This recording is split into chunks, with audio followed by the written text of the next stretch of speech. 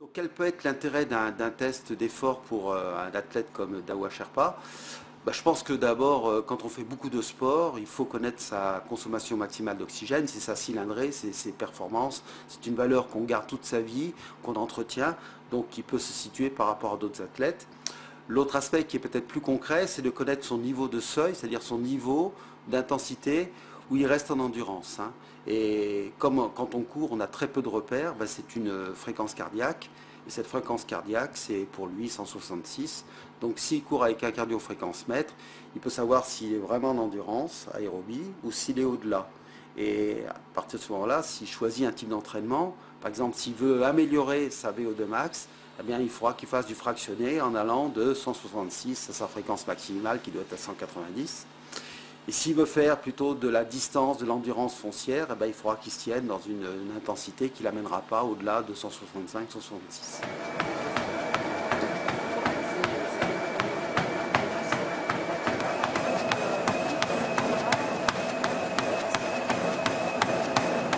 Elle est ici à 173. Et voilà, lui, c'est sa référence.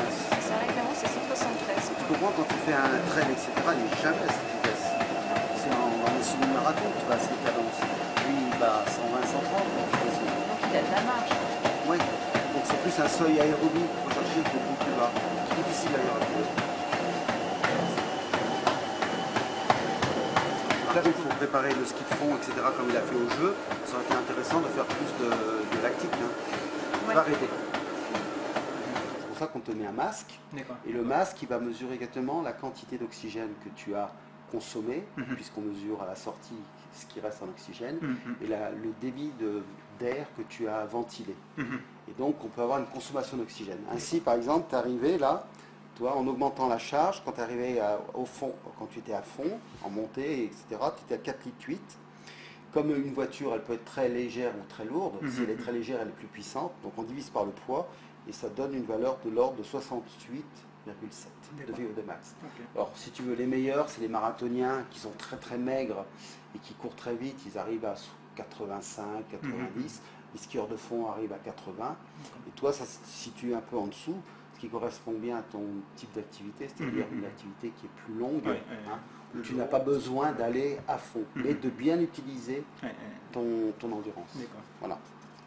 Voilà, les valeurs sont très intéressantes, tout à fait dans les normes et c'est parfait.